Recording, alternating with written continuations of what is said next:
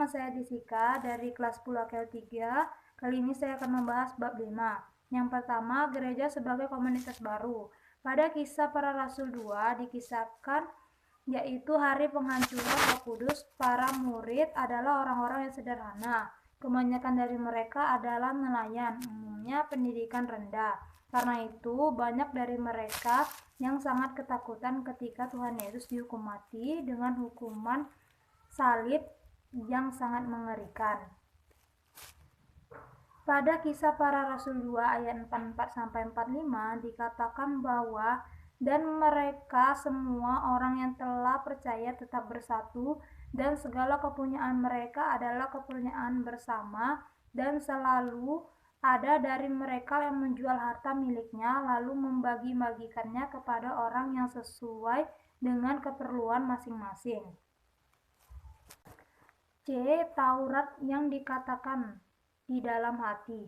Gereja adalah komunitas umat Allah yang diperbarui. Para pengikut Kristus tidak lagi hidup berdasarkan perjanjian yang lama yang didasarkan pada Taurat, melainkan sebuah perjanjian baru yang dimateraikan Allah di dalam hati kita, seperti yang dikatakan Yeremia, yaitu yang dikatakannya adalah sesungguhnya akan datang waktunya, demikianlah firman Tuhan, Aku akan mengadakan perjanjian baru dengan kaum Israel dan kaum Yehuda, bukan sebuah perjanjian yang telah aku adakan dengan nenek moyang mereka pada waktu aku memegang tangan mereka untuk membawa mereka keluar dari tanah Mesir. Perjanjian ini telah mereka ingkari, meskipun aku menjadi perjanjian yang kuadakan dengan kaum Israel.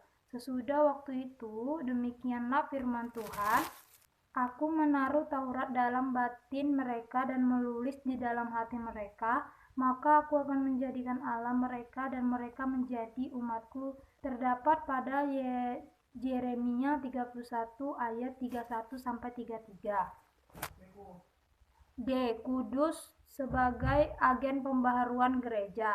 Gereja perdana adalah komunitas yang diperbarui sehingga komunitas itu tidak terjebak belenggu hukum Taurat gereja perdana.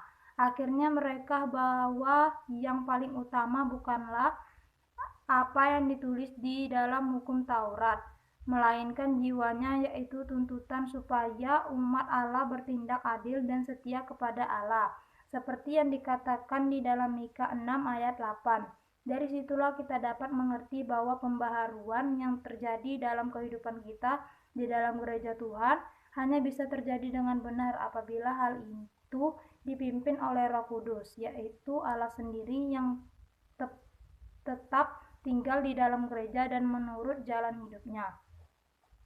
E. Komunitas yang inklusif. Pada saat itu kita perlu memahami terlebih dahulu bahwa orang-orang Yahudi hidup secara eksklusif.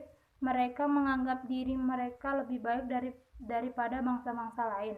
Namun demikian, dari Kisah Para Rasul 2 digambarkan bahwa gereja perdana terdiri dari gereja atau dari orang-orang berbagai daerah seluruh dunia,